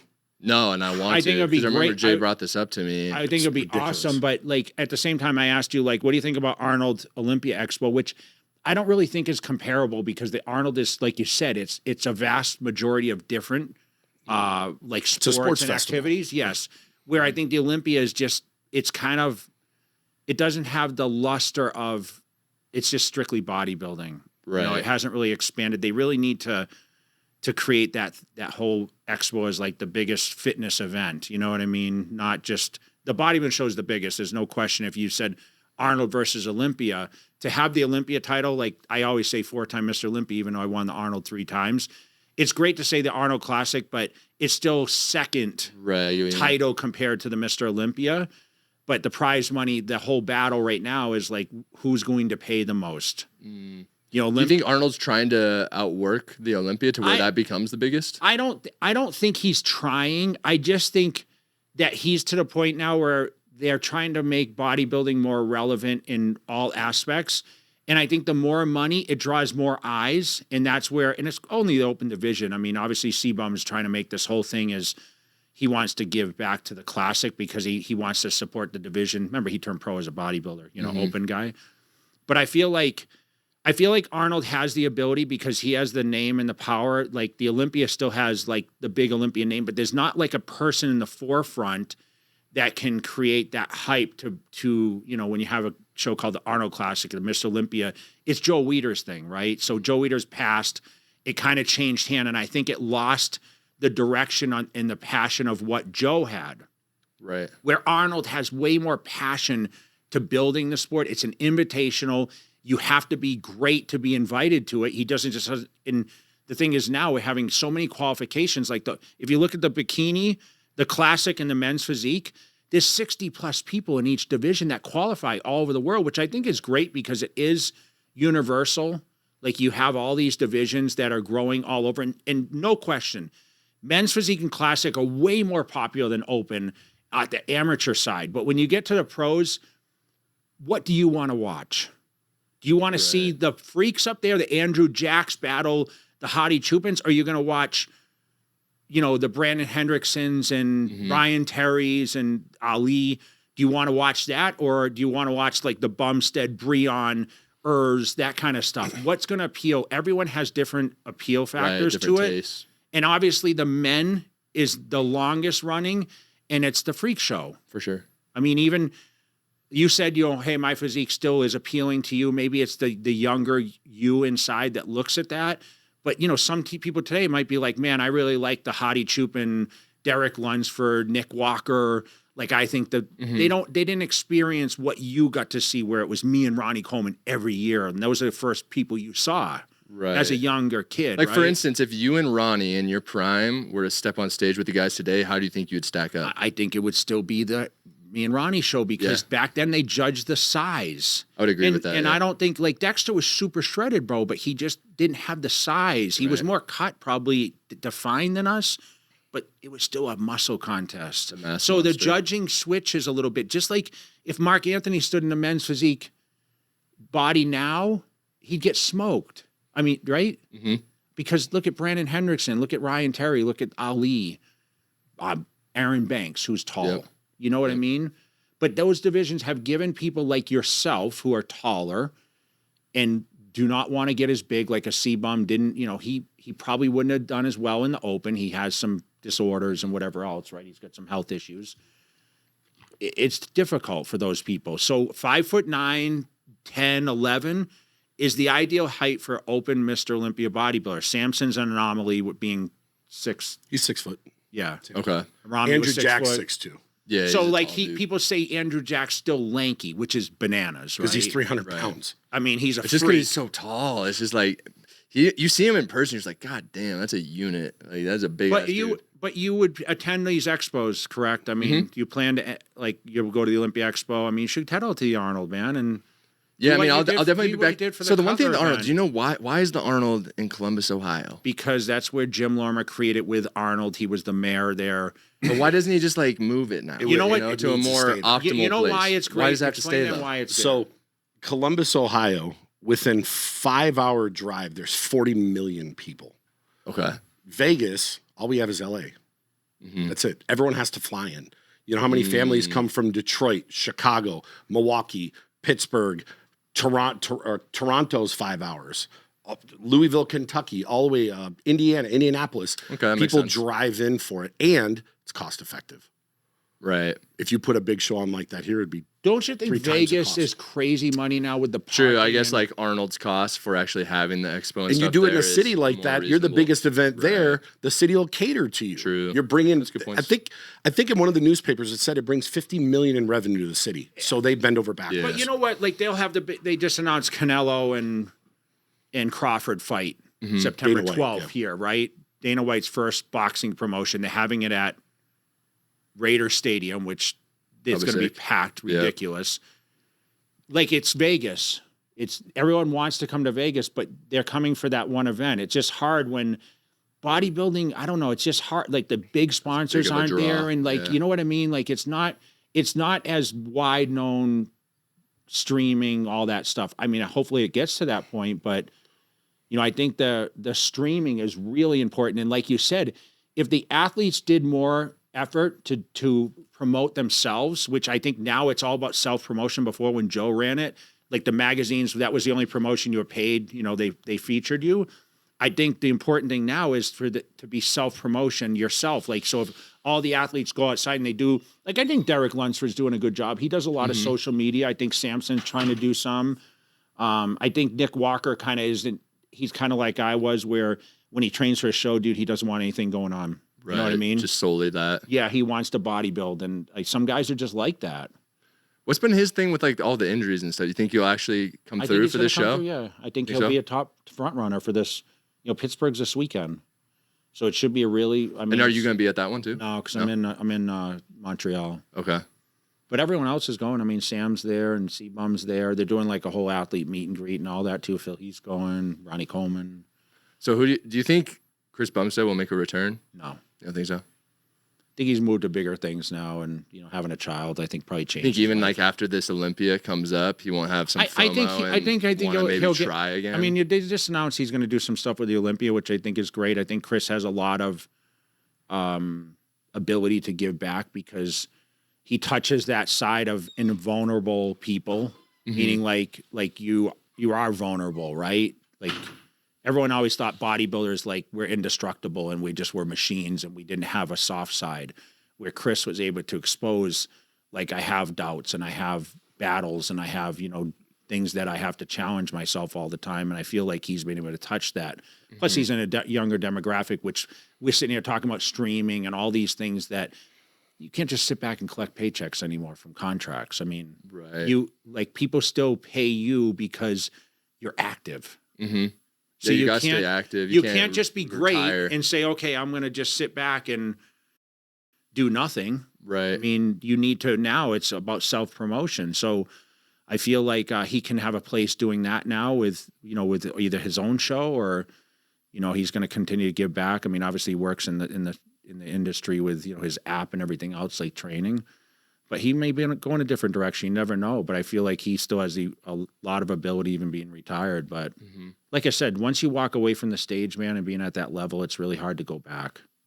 It makes sense. Like start competing again? Yeah. Like, did you ever have the itch to after you stopped? No, I really just, once I was done, and I saw the other side, and it was, like I said, it's into my 40s with my best years, right? Because I was still going to the expos and still being in the mix. So it's like you're still there. You're just not going through the hassle of like the diet and all the. What am I going to do? Go back? I mean, I won 4. I came back and lost. I lost the title, came back to win it. After you do all that, it's like, how do you write a new story? You don't get better into your 40s. Right. I mean, you're still at a young age, so like you can still come back and have a way better body than you had back in 2019. But You're trying to convince him to compete. No. But I'm just saying it would take dedication. Plus, I have too many tattoos now to compete. For sure. No, you could still do it. But there's no way. I'm like fully covered. Everyone does now. Yeah, there's Really? a lot of guys, So many people, yeah. Because isn't it like they dock you on points No. and whatnot? I think if you years have ago they tattoos? may have. No, Now but it's- Really? everyone's covered. A lot of I feel like it guys. kind of hides the physique a bit. You'll be all right. What's the tattoo stand for? Latinas. Really? No. A lot of it's like Greek mythology, and Okay. my full back is Lord of the Rings. I'm a massive Lord of the Rings fan, nerd at heart. So there's I that. never watched the Lord of the Rings. Compilation You know of what's a bunch messed of up? different I have stuff. the whole thing in 4K. I've never watched them. How have you never watched it? I haven't. It's a I need different to. era. He's I a need little to. older, I But still, it's like, I mean, he wrote the books a long time ago, though. So it's like So you do you could have do- read the books and then compare watched the books movies. to the movies. Pretty comparable, I would Yeah. say. Peter Jackson did a good job. Yeah, the new show and whatnot, not so good. But Lord of the Rings is definitely a masterpiece. Same with like Star Wars. I know May 4th was yesterday. I went to the theater and rewatched that. I posted up my my lightsaber. Yeah, I saw post that. yesterday. That was a good one. Yeah. That's pretty solid. So You'd be a good you Luke. saw it? You saw it yesterday, or I went to the theater last week to Dude, do you it was their actually 20-year. you went to the movie theater? Oh yeah, That's like it had to go to not the something theater that for goes sure. on anymore. Because it gave me nostalgia to go back and see it again, like when I was a kid watching Star I Wars. watched in it. I theater. sat on the floor in the theater to watch The Empire Strikes Back. Yeah, see. That was the last one I saw in the movie theater. It's cool to get that nostalgia type stuff from time to time. How was the film, though? Flashback, reminder. It was good, just as good as it's always been. I've seen that movie probably hundreds of times now. Still hits the same every time. But that Harry Potter, I mean, they're all iconic. Like, have you seen Harry Potter? No. Come on. I Have them you seen all. Star Wars? You have No, seen yeah. Star Wars. Well, Okay. of course. I'm older. Okay, but how can you say, of course, I've seen Star Wars, but you haven't seen Harry Potter or Lord of the Rings? No, there was when those movies started coming out, I was so detached from movies. Okay. But I have them all. I just need to watch them. You need to watch them. He needs to go and In do the his underworld. ayahuasca so he can reset Yes. his. Here's your ayahuasca retreat, all right? You're going to have on play gonna go in a watch big movies. theater. You're going to have Lord of the Rings on as you're doing ayahuasca. It's going to make him This is a going to be more the most patient eye-opening man. experience of all time. He'll become a more patient man. 100%. You're going to become the highest version of yourself you've ever So been. I'm already super What you patient. currently think, you're going to be like, damn, I could ascend so much can further. you shut your mind off and sit and watch that film without picking up your phone once? It is really hard nowadays. It's Just right. because of ADHD and just I'm inherently on my phone all the time. I have a love-hate relationship with my phone, as I'm And sure any content creator does. What are you looking at? What app do you watch the most? Instagram the most, probably. Instagram Reels, that's where I'll get stuck in, the loophole of just browsing Latino videos. booties.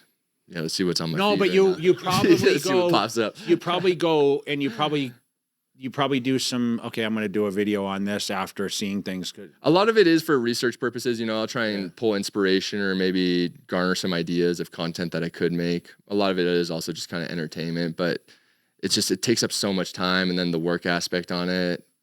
Everyone's on their phones nowadays all the time. I'm in the same boat. Like I sat on the plane yesterday, and I thought in my head. You texted me every 5 Yeah, minutes. so I said 5 hours. I'm gonna actually set the phone down, and my battery was on like 10%. And I'm like, okay, can I put my phone down for more than 5 minutes? And like the internet was in and out. I told you it Yeah. sucked, right? So I'm like, man, like, can I put this down? And I literally last 2 minutes, I'm like, pick it back up. Okay, did anyone text me yet? You know? Dude, it was hard though. I was sitting, we were watching a movie, and Vanessa's like, who's messaging you? I'm like, Jay's fucking totally bored. Like, Because I couldn't watch a movie because my phone was going to die. And I was actually trying to I'm watching this is so weird, but I'm watching this Karen Reed trial in Massachusetts. It's like about this, she is being on trial for murdering this cop, and they're supposedly an inside job. So I've been following this thing, and it's now in the, like, they did a retrial on it. So I tried to watch that, but the streaming sucked. So I'm like, man, who can I text right now? So of course I'm texting him like, he's like, what are you doing? It's like, I mean, because you were around too before like any social media or anything, but it's weird to think about how before social media, like what would we be doing? I say this all Most the of the time. time. Remember how when we used to fly overseas? So I would always, I had 3 tablets because there was no chargers. So I'd start watching one. When that one died, I would have the same movie on all 3. So I'd travel with, because I used to fly overseas every 3 weeks. So, awesome. But there was no Wi-Fi. Either that, or you would just watch the Sky Mall, and you just look through shit like, oh, maybe I'll buy that. You don't know what a Sky, you know what the Sky Mall that's like the magazine, is? right? Yeah, I remember that. You're like, Dan, I know everything about the 737. You read an expert by the time you get off that flight, 100%. That's the worst part about like traveling is the flying. It's not bad now with the Wi-Fi, as long as you got a seat and you don't have some annoying person. I flew next to you. Southwest though yesterday, and they didn't have any charging stations, and they don't have any TVs, you know. And of course, my phone was almost dead. So I feel like as a bodybuilder too, it must be kind of, if you have someone sitting next to you, unless you do the first class and whatnot. I was, you know, I had a small. You know what's weird? We'd say this I all know the as a taller time. guy, I hate flights unless Southwest isn't. It's getting on the plane and before you take the flight is the worst part. But once you sit down, it's actually not. I actually fly most of the time first class. You can ask him. I usually say I'm not going or whatever, but I'm like thinking I don't want to take a layover. I want to go straight shot, and it was the only straight shot airline. So I'm like, you know what? I'm going to do it this time, and I don't regret it. Even like I'm super bougie when it comes to, because if I'm going to spend 5 hours, it's 5 hours of my life at this point. Sure. But it wasn't so bad. I mean, it wasn't too bad, honestly. It just, the time is brutal sometimes. So. Right. Because I remember even Coachella happened recently. I saw an old comparison where they took a video of the crowd, right? Like everyone's in the moment enjoying it, versus this recent one that happened. And they had like everyone's phones out, right? Like recording it. And it's just so different to see the change of how no one's really in the moment anymore. It's all to capture the moment on film to be able to like post that and garner, you know, whatever attention or. Do you notice, do you go to the clubs ever in Vegas? It's rare. So like yesterday was the first time in years that I've been to a club. But you had a table there. So you had a comfortable sit down area? Yeah. A lot of people aren't. The same thing. Like I would hate to go to the club now and you don't have a sit down area. You know, but dude, I see you in the crowds when I see you at these raves. Oh, at the raves, yeah. Is it that's better because experience? I don't know. I do like to be kind of like with the energy, the other people that are there having fun and whatnot. I can tell you when I went to EDC the one time, and this was probably 2015. I went. I was in VIP. They had like the sky whatever. Mm-hmm. I enjoyed myself more. Yeah, when I went down into the crowd because no one bothered me at all. And I just was kind of, it was the experience of being there and going from stage to stage and be able to see all the things. Yeah, it was pretty cool because like I'm not super into music. You're probably a lot more into it than I am, but I know about some of the DJs. So it was kind of cool to go from each stage to actually see kind of the setup and have that experience. Like what's your go-to music? I'm more of a hip hop guy. So I mean, but I'm not into the like EDM the old hip hop. Everything. I listen to like, we even listen to like a lot of like Too Short and like all different stuff. Dr. Dre. Too Short on the way here. Okay. Yeah, like, but I don't like. I like the old Drake stuff, some of his stuff, not necessarily the new stuff. I mean, I'll listen to anything really, but if I'm gonna train to something, I just have kind of a playlist that bounce around. I like some of the old school rock. I like Journey. I listen to it goes all over the place. Yeah. Really. I have like a pretty diverse Eddie taste, Money. you know? I like Eddie Money. I liked a lot of his stuff. Like sometimes even if I'm really stressed out or pissed off. Person. He's dead now. Yeah.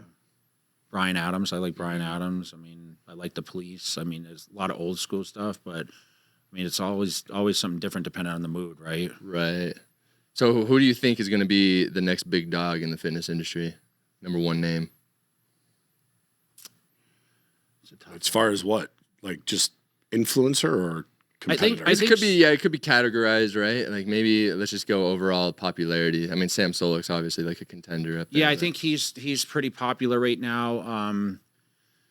Which you guys kind of give me the same type of vibe. That's why I feel like you heavily need to get into the live streaming department and whatnot, because you're just a likable guy where people would naturally just want to watch you. You know what the funny thing is? I would Even have if it's to just have during your someone workouts or something. walk me into it. Like I just have the whole setup, just like this. Like Matt runs the podcast, right? So this was I know our what I'm doing. this was our thing. I mean, this is doing pretty good though. Like, But setup looks like, you know, solid. when you walk in, this is obviously at my house. That's what you're this saying. Picture, and I mean, it's great. I mean, people seem to like it. We've talked about changing the background. I'm like, why? I mean, No, I think here. it's solid. Yeah. I mean, Sometimes I wish we had a little more space this and that way so we could run some trusses and move the cameras in different angles, but it is what it is. Who do you some think? time. Who do you think is going to be? I mean, I think it's going to be someone that we don't really know about because we've seen a lot of explosive people, like come and go, right? Right. I mean, everyone has their waves too, you know, the ups and downs, like the newcomers, there's a lot of hype and whatnot behind them. So I'm sure there'll be some new influencer or competitor, someone we have no idea about yet who will break out into the scene and then just continue to like skyrocket into almost like a celebrity level status. Like this guy Togi, you know, like he's getting Yeah, like popular. he's Steve would do growing, it, he's but doing I don't know good. if I consider him a fitness space No, guy. I'd say more like the gambling, entertainment, live streaming kind of space, which is a really great one to get into. Like that's an ideal job. If you get into the live streaming with gambling, being But in with the I like casinos. what Bradley did with his. He had a transition in working with the Nout guys, and you know they kind of have a fitness journey. Steve would do it. Well, you know he was training here in Vegas for a while, but I don't know. I think Sulik can compete and do kind of the social media aspect at the same sure. time. I think the person behind him we haven't seen yet. Like who he actually is, or what do you mean? No, meaning like Like who's he's the gonna one follow that's his, like, he's okay. kind of the one that's at the forefront. The next person, Right. I don't know if we've recognized Right, them like yet. who it is. There's a bunch of people that are really good, but I don't see anybody that can just, you know. Yeah, what's but his it could name? happen. I would have said Regan a few years ago, I saw that too. but yeah. Regan's kind of shifted now. Obviously, he He's just had a married, had a child. baby. Yeah, it's a little different now. Your priorities changed, and for sure. I'll see him at 2:30s. yes. So for me, it's like it's hard to dictate. Hey, this is what's going to happen. I just know like Sulik hasn't got caught up in anything. Like he's kind of stayed in exactly his lane and not changed for one. He hasn't changed up. And I think that's really important. That's why I think Chris has been so successful because And Sam's only 23. yeah. People really gravitate to the genuine aspect now more than how years ago I think it was kind of more a front of trying to be Yes. cool or like doing the most popular thing. People just want to see authentic people being themselves, which is where Sam really excelled. And same thing for Chris too. I feel like what you see on camera is what you're going to get when you talk to them in person, you know, and the same thing for you too. That's why I know you would kill it too on the live streaming. Yeah. Well, I think I always think Maybe of next my time life we go as, somewhere, we'll just turn the camera Yeah. on and put the laptop. So, in. Yeah, 100%. so just shout out exactly where the people can contact you, what they can follow, all your business stuff, your social media, your main So after channels. this, I'm going to Colombia. Probably be there for an undisclosed amount going of to time. South America I in might November. live there at He's some going. point. Yeah. In November, I'm going to South America. Oh, okay. See, there we go. Run it up. But no, YouTube, TikTok, Instagram, Kenny KO, pretty much every social media platform. Live streaming now too on my other channels, and yeah, or you guys can see me in person if you have some beef with me or something at an expo. Come approach me. And if you're Latina, Confrontation. slide in his DMs. Yeah, applications are open. All right. Well, I appreciate you coming on, man. Of I'm course, sure we'll man. do it again. So, Yeah, man. yeah, thanks so much, man. Yeah. Honestly, Jay's one of the people I respect most in this industry. Well, glad we came on because we talked about it for a while. I know Matt ran into you, and of course, thanks for coming out and supporting the show too. But we'd love to see you at the Arnold Classic. So, And gotta FIBO. make sure, yeah. Start going to these shows Yeah. around the world. You'll enjoy it. Well, it's people an have excuse to requested I stay go there. to FIBO. I just didn't know it was as big as you said, so I didn't know it was It's going to be probably worth the trip out there. But if it's that massive, then it's 300,000 definitely worth people. it. Do you know who the most popular bodybuilder is there? Marcus Rule. Oh, okay, Obscene. Remember Marcus Rule? really? Yeah, He's Most popular? Very, Yeah. very popular. Urs is pretty popular too. I can see that as well. But Marcus Rule is very, very popular there. And he probably does like appearances. I Well, would he has a imagine, big or- supplement brand, and he's but he does. You know what he did? He made fun of himself, and that's what made him Yeah, more people love popular that, because for sure. he actually does a lot of content, but he's very well respected there. I mean, he's arguably one of the greatest German bodybuilders. I think that's one of the most important things too, is being able to poke You fun have at to have a- yourself. yes, you have you to have have to fun. be able to. And that's the problem with a lot of bodybuilders now is I feel like a lot of them are so sensitive at every little critique or thing you say that's like you have to be able to make fun of yourself at times. You do. It just makes you more enjoyable to be around. Or If you go watch, there, then you can go know? to Amsterdam. It's That'd just be a a good short. time, It's a too. short 2-hour you train been? ride up the road. Haven't been now. So you haven't That'd be been a much wild time. international spots. Just Thailand was the furthest I've been. That was a wild time. Like Mexico a few times, but that's about it. So World's far. a beautiful place. I know. I need to actually travel more. Well, let's do it, man. Thanks for coming on. All right. Yeah, of Appreciate it, course. yeah. Appreciate you guys.